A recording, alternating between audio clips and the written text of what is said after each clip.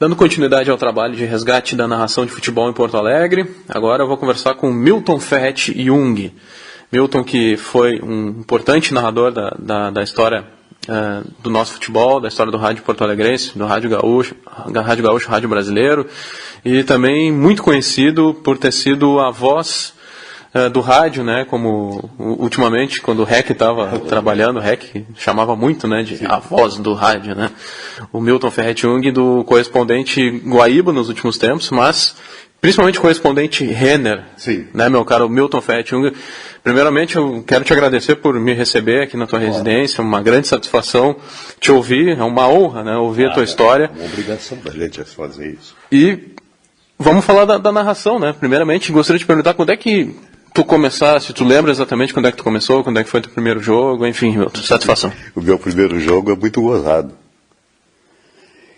Eu comecei, eu era bem jovem ainda, e nós tínhamos uma mesa de botão que a gente abria para jogar lá no pátio da minha casa, do meu pai, e eu descobri um dia, por acaso, meu pai tinha um rádio que ele comprou importado dos Estados Unidos, o Welser Rádio.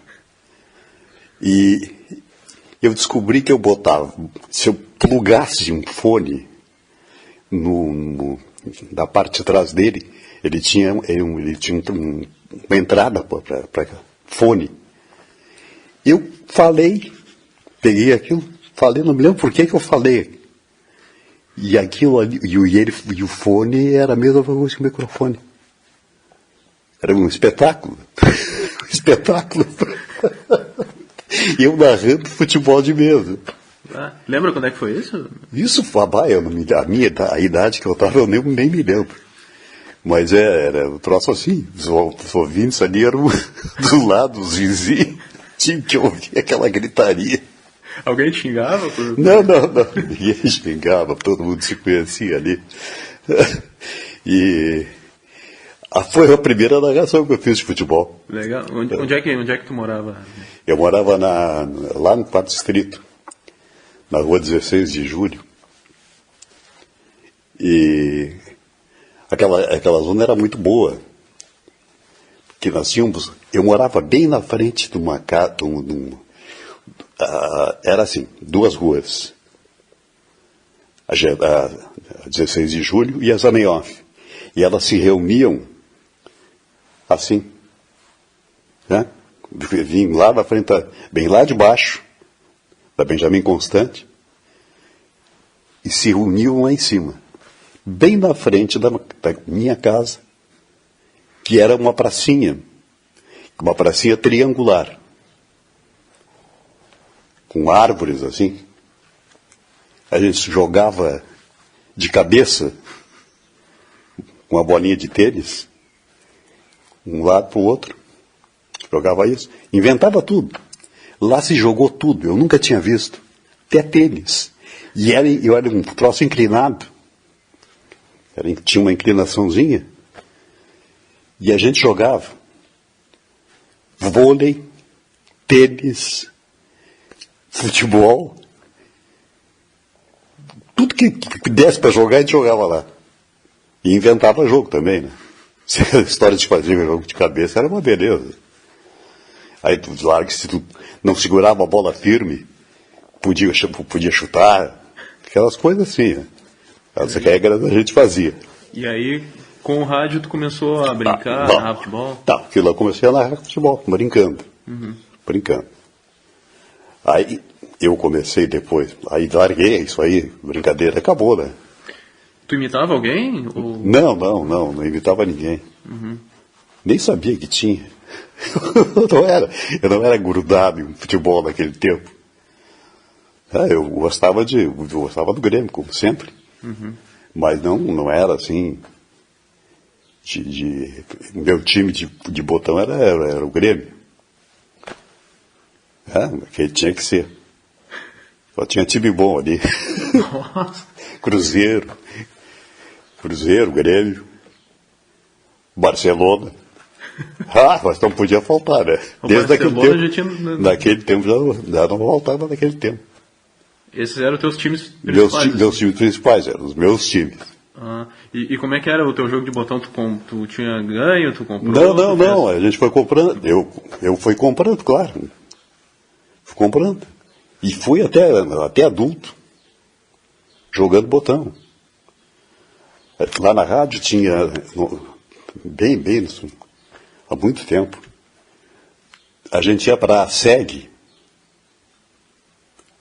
e jogava lá, porque tinha uma mesa muito boa. Então, trabalhava na rádio, terminava o teu trabalho, a gente pegava os botões e ia jogar na SEG. E houve um tempo até que a gente jogava na própria rádio. Lá no fundo, tu deve ter pegado isso. Tinha para a Rua da Praia, uma janela grande, e um corredorzinho. A gente conseguiu botar a mesa no corredorzinho e jogava. Nos intervalos, corria lá, jogava, fazia um joguinho e mas campeonato. Quem era o teu adversário ou adversário? Todos eram adversários. Claro, todos eram adversários. Aquela turma de lá, naquela hora, naquele tempo, né? Todos eles gostavam de jogar. E aí a gente brincava muito, né? Isso anos 60, 70? Por aí. Depois aí chegou... Ainda os proibiram de jogar lá. Claro, porque estava lá na hora do serviço, né? Escapava do serviço, estava na locução. Naquele tempo eu fazia locução comercial também, né? Aliás, eu entrei lá fazendo só comercial. Eu não fazia outra coisa. Embora a minha narração de brinquedo, a minha lá demorou mais. Lá tinha um troço gozado. O Menziber, que era o chefe, broadcasting. É um nome bonito, né? E eu fiz um teste lá. Eu trabalhava na Rádio Canoas. A Rádio Canoas era em Porto Alegre, nunca foi em Canoas. Nunca. Aí eles conseguiram uma licença de FM. Bom, FM também era só para bonito. Era só para botar no ar. Porque ela entrava em FM aí também. Usavam FM para fazer AM. Era um troço diferente. E ali era na Guarda Street também, na Presidente Roosevelt. E eu comecei lá, fiz um teste com 200, inclusive um deles, depois que eu fui descobrir, era o Lauro Quadros. Fez também e não passou. Imagina, não passou. Passando os 3. 2 deles já trabalhavam nisso. Um era radiator e o outro era locutor, um bom locutor. E eu era apenas um estreante. Mas a minha experiência era quermesse que se fazia para dar dinheiro para a igreja. A igreja que era Sagrado Coração de Jesus, que era no morro e na nossa zona. E a gente botava alto-falante e fazia aquelas quermesses. Sabe? Chamava as pessoas, botava música. Eu disse, bom, eu vou trabalhar aí, mas eu só faço locução. Eu não mexo na técnica. Vocês que mexam na técnica. Eu fico aqui só falando. Tá. Esse teste que tu falou foi para Guaíba ou para Canoas? Não, esse foi para Canoas. Foi o primeiro. Primeiro. Aí entrei. Lembra que ano foi isso? Sim. Parei um pouquinho. Bom, eu fiquei 4 anos lá. desde os 18 até 58, quando eu entrei. Eu entrei com 18 anos na Canoas, e aí fui para Guaíba com 18 anos. Tá? Recém? Não, 18 anos não. Não foi isso. Eu entrei com 18 na Guaíba, na Canoas. Aí passei, né? Foi naquele teste. Aí fui para Guaíba, em 58, o ano de 1958. Cheirando a novo, né? Sim, tudo novo lá. Que loucura. Um ano depois, né? Exatamente um ano, era 30 de abril, e eu entrei no dia 20 de abril, coisa assim, do ano seguinte. E lá tu fizeste um teste também para entrar? Sim, fiz um teste, passei no teste. Aí o Ribeiro me chamou e me ofereceu salário, e eu não fiquei. Digo, não, isso é muito, muito pouco. Agora a Guaíba, todo mundo iria trabalhar na Guaíba, né? A minha rádio lá, Canoas, estava pagando já pagava no fim do mês, daqui a pouco tu recebia o dinheirinho, mais um dinheirinho, tudo mal pago. E eu não quis saber assim mesmo não, eu vou entrar, mas eu tenho que entrar bem. Aí depois eu fiz outro teste, lá na Guaíba mesmo, passei de novo, e aí aceitei a proposta. E aí o Ribeiro tinha uma coisa muito interessante. Aí que eu narrei futebol pela primeira vez mesmo, narrei. Ele mandava a gente para Caxias, porque Caxias tinha meia hora de diferença com os jogos de Porto Alegre. Sempre tinha essa diferença. Então, no intervalo do jogo aqui, ele passava para lá e testava a gente. As pessoas que tinham alguma coisa em futebol, que gostavam de futebol, que achavam que narrava, e ele colocava a gente. E ali eu me formei. Ali sim, ali eu comecei a narrar futebol. Tu lembra qual é que teria sido o teu primeiro jogo? Não. Não. O primeiro jogo que eu fiz foi na Canoas. Foi um Renner com um Cruzeiro. O Cruzeiro era onde é o cemitério. Sim. Hoje é um cemitério. E ali eu não sabia nada de futebol. Sim, eu estava acostumado a narrar muito na Canoas. O Pedro Pereira trabalhou lá na Canoas comigo. Aliás, eu aprovei o teste dele. Ele passou, entrou e depois ficou um monstro, né? Foi bom o teste dele? Pô, foi excelente, mas não era excelente, mas ele sabia, ele fazia coisa de improviso. O improviso dele era muito bom. E aí trabalhamos junto um bom tempo fazendo futebol. Ele gostava muito de corrida. Tanto que acabou morrendo por causa de uma corrida. Mas ficamos bastante tempo, sempre narrando. E as corridas geralmente eram aqui nessa zona aqui. Tinha 12 horas de Porto Alegre, tinha outras que vinha gente de fora correr aqui. Os Fittipaldi, todos correram aqui. Aí era futebol, não era futebol. Era corrida. Corrida. Aí quando eu fui para Guaíba, eu comecei a narrar futebol. Que é essa história que eu te contei agora. Pois é, eu fico curioso para saber, né? Por exemplo, esse jogo do Renner com o Cruzeiro que tu falou. Como é que era a condição? Não tinha cabine, não tinha nada? Não, tinha. Não era uma cabine. Era ali na arquibancada. Fechado ali, direitinho, bonitinho, mas não tinha nada na frente. Ficava sentado com um estrado na frente e narrava dali. Era normal. Né? O campo de São José também. Era pequenininho aquelas coisas. As cabines eram tudo pequeno. Tudo apertado? Tudo apertadinho.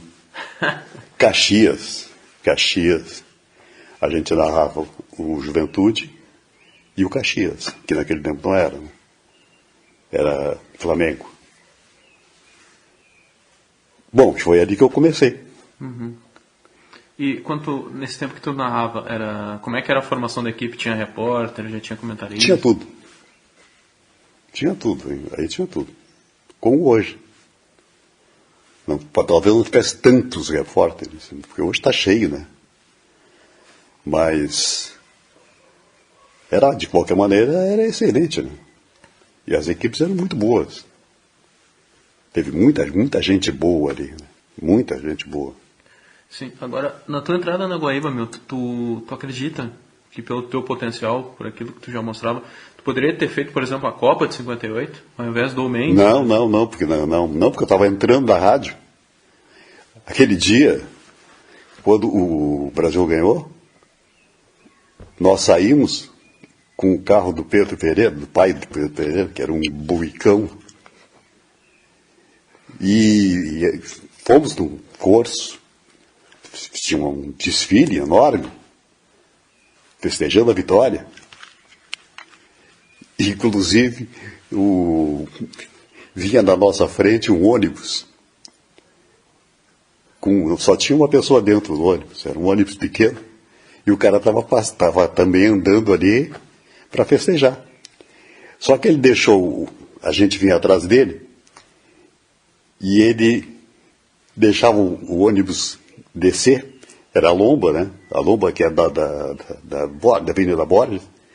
Ele descia e batia no carro do Pedro. Aí foi, daqui a pouco parou.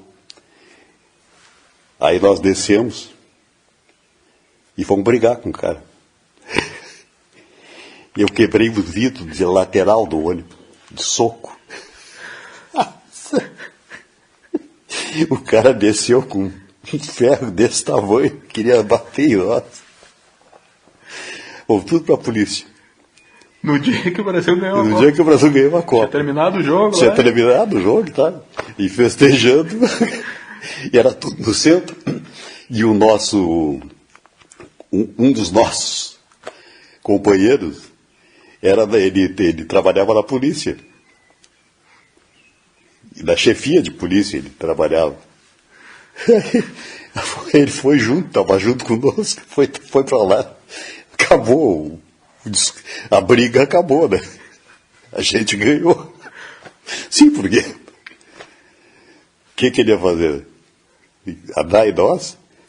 Tá, terminou. E aí continuamos. Festejamos o Brasil. Nossa, que legal. Agora, tu deve ter pego também, né? Até pouco tempo atrás a gente trabalhava junto, né?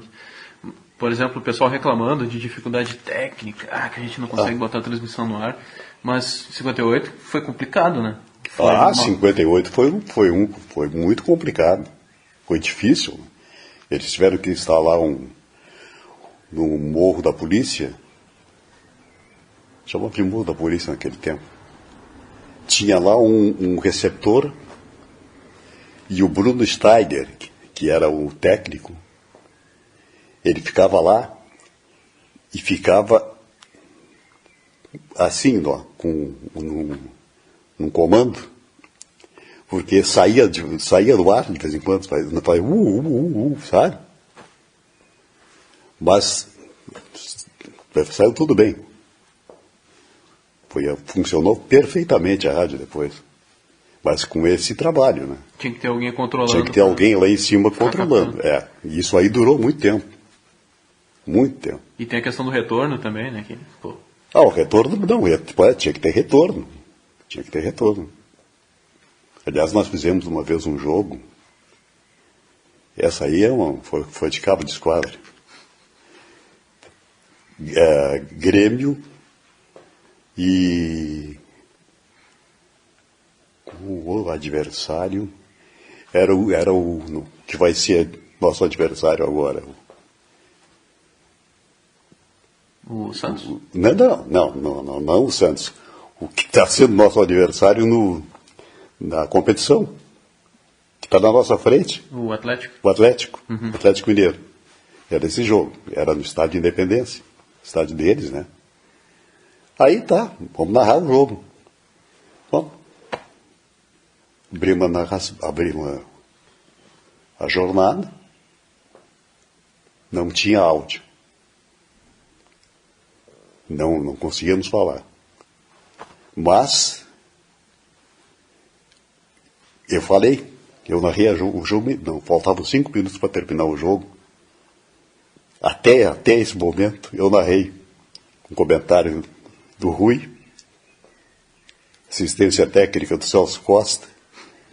Não tinha nada que fazer, não tinha problema, não conseguia resolver o problema, não era de lá, era daqui, era do centro. Não tinha retorno. Narrei. Faltava 5 minutos para terminar o jogo. Entra o som. Marco Aurélio, locutor. Não sei se chegasse a pegar esse tema, eu acho que não pegou, não. Ele saiu bem antes. Fazendo o jornal falado, da noite. Era de noite o jogo. Não tinha saído uma palavra.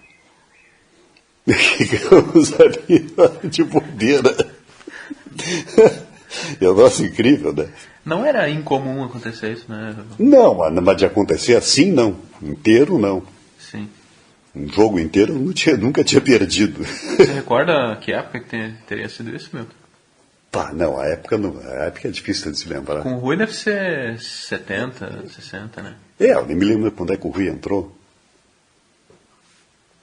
O Rui entrou depois de nós, bem depois. E ele era bom de reportagem, de texto, né? Sim. Mas do Correio. Eu não me lembro o ano que ele entrou, eu também não me lembro. Essa história de guardar ano, eu não aguento. Data eu não guardo nada.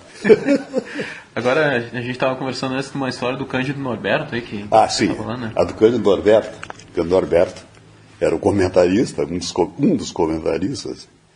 Aí, nós fomos narrar o jogo no Beira-Rio, não, no Estádio Velho do Internacional. Eucaliptos? Dos Eucaliptos.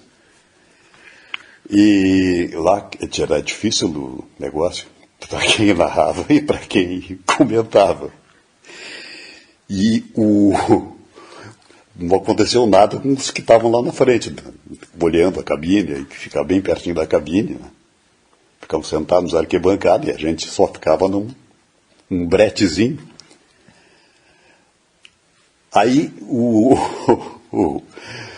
nosso comentarista começou a gozar com os nomes dos jogadores do Rio Grandense.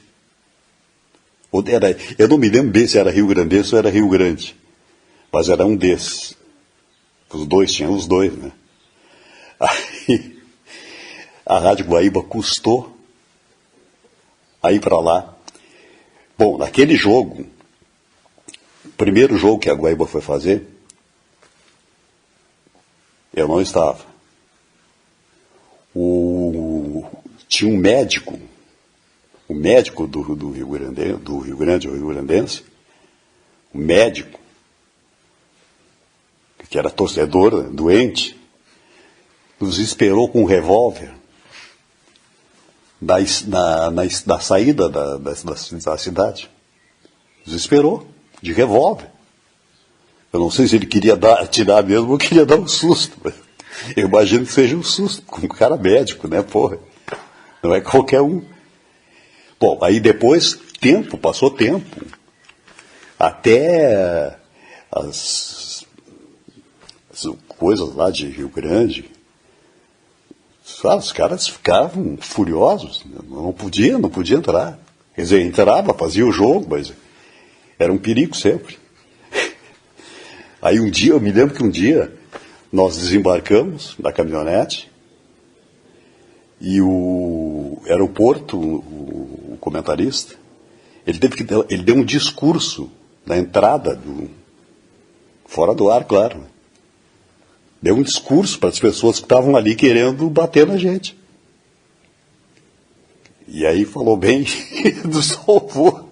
Ele era bom de retórica, né? Era bom, pois é. Para ver só como é que era difícil naquele tempo. Né? Nossa. O Cândido, eu sei que ele não gostava muito de narrar, né? Ele narrava porque tinha que narrar, né? Ah, sim. Sim. Não, ele fazia comentário. Né? Uhum. Até uma época ele narrava, e tem uma história que ele... Não, na Gaúcha ele narrava. Ele teria passado pro Mendes Ribeiro uma hora lá e é contigo. Isso aí é claro. Ele já estava bastante usado. Mas essa foi uma história boa, né? Pô, legal. E na Guaíba, então, efetivamente, como narrador, assim, né, tu recordas quando é que tu começou a ganhar ritmo, enfim? 61. Por aí, daí pra diante. Naquela época tu não tinha ainda, né, revelado tua paixão pelo Grêmio, enfim. Sempre. Eu nunca neguei. E narrava jogo do Inter e... Tudo. Tranquilo. Nunca me incomodei. Tu acha que teria espaço pro profissional hoje, né, revelar a sua paixão clubística? Na tua opinião, é bobagem que se mantém isso de esconder para que time que se torce? Bom, eu nunca escondi. Os outros todos escondiam, né? Todos. Não tinha um que dissesse, sou gremista, sou colorado. Não é mesmo. Ficava todo mundo trancado. Eu digo, mas eu torço pro Grêmio.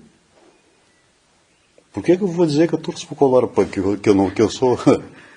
Quando eu narrava, eu era neutro. Aí não tinha aí Grêmio e Inter. Era gol. O gol era o gol igual. Né? Gol, depois de algum tempo. Pois é, de onde é que surgiu esse é um bordão, né, que a gente pode dizer? Foi um futebol de salão quando o Inter inaugurou o Gigantinho. Teve um torneio de campeonato de futebol de salão que eu tinha pavor, horrível. Aí eu tive que narrar também, porque estava todo mundo narrando. Né? Tinha os narradores da rádio todos se quarteavam para fazer um jogo. E aí, narrei, e eu digo, eu não posso dizer que gol, gritar um gol aqui, ficar gritando um gol é ridículo. Futebol de salão é ridículo. Aí eu gritei, gol, 3 vezes. Só. Depois é que eu inventei a 4ª vez. Né? Era gol, e aí um comprido. Porque teve gente que dizia que eu não tinha fôlego. Você imagina, eu não tinha fôlego. Que eu fazia isso porque eu não tinha fôlego para gritar o gol. Aí eu mostrei que eu tinha fôlego para gritar. Gente da própria imprensa? Ou... Não, torcedores. Torcedores. Ali no Olímpico também ficava perto, né, bem perto. A gente ficava bem perto dos conselheiros. Não tinha superior ainda, né? Não, depois de ter superior. Aliás, eu fiz a inauguração do Olímpico narrando a inauguração para Canoas, porque eu estava na Canoas aí. Grêmio Nacional? Um daqueles jogos. Narrou aquele Grenal também? Não. Fatídico? Não narrei não. Eu não narrava ainda. Nós fizemos apenas a inauguração. A inauguração do estádio. Entendi. Abertura. Um jornalismo de abertura. Foi uma das maiores emoções, assim, para a tua carreira? Por ser gremista? Naquele tempo eu não me entusiasmava com essas coisas. Não chegava a esse ponto. Mas não, claro que para mim foi importante. Depois é que eu fui achar importante, né? Porque eu digo, mas eu fiz a inauguração do Olímpico, aquele troço, né? Que era um fato. 54, né? 54. Era uma coisa maravilhosa fazer a inauguração de um estádio daquele tamanho. E depois, quem estava lá, né? Era gente maravilhosa. 54, se eu não me engano, Era na época era o maior estádio particular, né? Sim, era o maior estádio. Depois é que veio o gigante da Beira-Rio. Aí eu trabalhava com o Pedro na Standard Propaganda e a gente fazia para o Davi Berlim, que era um picareta da praça, um picareta com dinheiro e tal. Era. E ele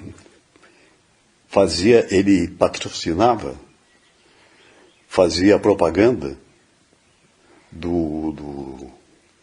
era tudo negocinho de dinheiro. Trocava, pagava, era prêmio. E aí, quando eu trabalhava com o Pedro na Standard, eu era redator, eu fiz um negócio pro Inter que acabei gostando. Um incentivo desse tamanho. O Inter é para já. O título era esse, o Inter é para já, era só isso. Mostravam aquele símbolo do Inter e espalharam pela cidade. Né? Bom, foi a melhor coisa que eu fiz para o Inter. E aí, naquele tempo, eu escrevi o texto. Nós tínhamos as gravações de texto dos jogos, né? Te lembra? Isso vai dizendo. Pegasse, claro. Eu narrei. Parei um pouquinho. Narrei os jogos do Inter, né, na abertura. Nós fomos de barco até lá, até o Beira-Rio, que era a melhor coisa que tinha para fazer. Porque não tinha ainda a zona toda preparadinha, tudo bonitinho, não tinha nada disso. Estava lá o estádio sozinho. E aí com o tempo eles foram pegando, né? Pegando terra ali. Ganharam muita coisa de graça. Né? Claro. De graça. Era bem ali, tinha na beira do Beira-Rio, tinha uma vila, um horror. Um dia eu passei por ela, eu passava todo dia, né? Porque era para ir para casa, para vir para cá. Eu passava por ali, atropelei um cachorro, me mandei, porque os caras te pegavam, se tu parasse para atender o cachorro. Eu de quê? Me mandei, fui embora, correndo, de carro, né? Para não ser cercado lá pelos os caras da vila. Mas era um troço assim, bem rústico, bem na beira do rio. Aí depois o Inter pegou tudo aquilo. Aí ficou aquela parte grande, com piscina e tudo. Uhum. Que agora eu passo lá e não vejo nada. Não tem mais nada. Aquilo ali não tem mais. Pelo jeito não tem.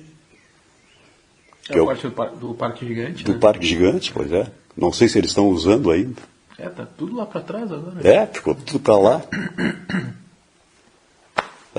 Teve aquela história do cara torcedor do Grêmio, que foi de canoa lá para gozar com eles. Uhum. Eu me lembro. Tem coisa. Sacanagem. E o Pedro, então, foi tu que fez o teste com ele? Fui eu que fiz o teste também. E foi que tipo de teste? Locução? Locução, a gente fazia tudo, fazia tudo. Uhum. Até discurso. Sabe? Faz um texto teu aí, como se estivesse abrindo um jogo. E ele fez todos. Passou assim, maravilhosamente. Ele era muito bom na dicção, né, em vários aspectos. Ele era bom para dar discurso. Aquele jogo, ele foi para a Copa com o braço quebrado. Ele estava correndo ele tinha comprado um Fiat e estava correndo com ele. Correndo de Gravataí até Capão da Canoa. E ele perdeu a direção, foi bater numas árvores, atrás, e quebrou o braço esquerdo. Pois olha, o cara foi para narrar a Copa, e depois foi o Rezende também, porque achava que ele não ia poder narrar. Foram os dois, acabaram os dois lá narrando. Com o Flávio Alcaraz, porque naquele tempo Flávio ia em todas. Flávio, o Ribeiro. Mas narrou direitinho, não teve problema nenhum. Com todo aquele trabalho, olha, sabe, com o braço quebrado daqui, aqueles ficar aqui, né? Foi uma fratura feia. Isso na Inglaterra, né? Hein? Na Inglaterra? Na Inglaterra, aquela da Inglaterra. Aí terminou o jogo, ele deu um discurso. O Inter perdeu, o Brasil perdeu. E ele deu um discurso no fim do jogo. Tu lembra, né? Teve algum jogo assim que te marcou, Milton? Que tu te emocionou, que tu chegou a te perder, assim, em função do que aconteceu? Não. Não? Não. Algum jogo inesquecível, assim, na tua carreira e tal? Olha, para dizer que eram tantos os jogos, a gente fazia tanto jogo, que eu não tenho nenhum especial. Ah, esse eu gostei. Então. As minhas Copas foram um desastre. É? Por quê? Da Alemanha o Brasil não ganhou. O México, depois, o Brasil não ganhou. Aí nós voltamos com a seleção, junto com a seleção. Coitado do Tele. Estava sozinho no aeroporto, assim, sozinho. Triste. E eu me dava bem com ele, porque ele treinou o Grêmio. E ele morava ali no Grêmio. Eu morava no hotel, mas ele ia lá sempre, todo dia ele ia lá e filava o churrasco dos ex-jogadores, que ali na frente do Grêmio, do Olímpico, eu acho que tem uma casa ainda. Era onde os jogadores antigos tinham uma sede. Aí se reuniam, faziam um churrasco, seguidamente faziam um churrasco. O Tele estava em todas elas. O Tele adorava os churrascos. Como era diferente, né? Era diferente. Bom, o Hélio Andrade,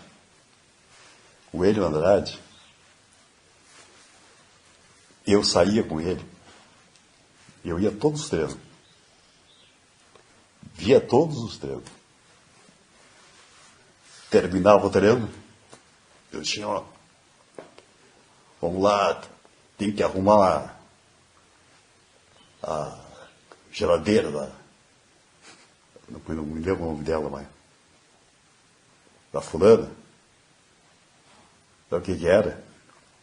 A gente ia atrás, passava, tinha uma garrafa de uísque em cima da mesa, prontinha, para nós, só nós dois. De vez em quando vinha o Alarico, que era o médico do Grêmio, e o Belmonte gostava de ir também. Mas nós dois, eu não consigo me entender até hoje. Como é que eu tomava uísque e ia para a rádio? Porque estava terminado, eu ia fazer o Renner. E quando a gente acabava ali, o treino às vezes terminava à tarde, eu saía voando de lá para chegar na hora de trabalhar. Mas o Boni, ele foi muito meu amigo, né? Muito. Me deu uma amizade que ele conhecia meus parentes, aí ficou sabendo, aí ficou meu amigo mesmo. Depois que adoeceu, aí eu não tive coragem de ver. sabe? Não conseguia ir lá. Porque ele ficou num estado, quando a pessoa não entende mais nada, né? Aí é duro, né? Tá? Não sei nem o que foi que deu nele. O Falcão foi lá mais uma vez. Os caras gostavam muito dele, né? Era um treinador, olha, e bem simples. E hoje nós temos um outro bem estudioso. O Milton se apaixonou pelo Roger. Ele fez uma entrevista com ele. Os caras, geralmente, tem um jogador do Grêmio, o técnico da ESPN, convidam ele, quando vão fazer uma entrevista, convidam ele para ficar junto, para entrevistar. Aí o Milton falou com ele, nunca tinha falado. Falou, e ele contou a história da vida dele. Então o cara teve tudo para não dar certo, né? Tudo. A mãe sumiu, o pai morreu, trago, e assim por diante. Tudo errado. E ele ficou estudioso, é um troço assim, sabe tudo. Por isso que a gente tem que torcer por ele. Sim. E é um cara simpático. Ele é bom, ele fala bem. Né? Fala bem. Quer devagar, né? Não se irrita muito.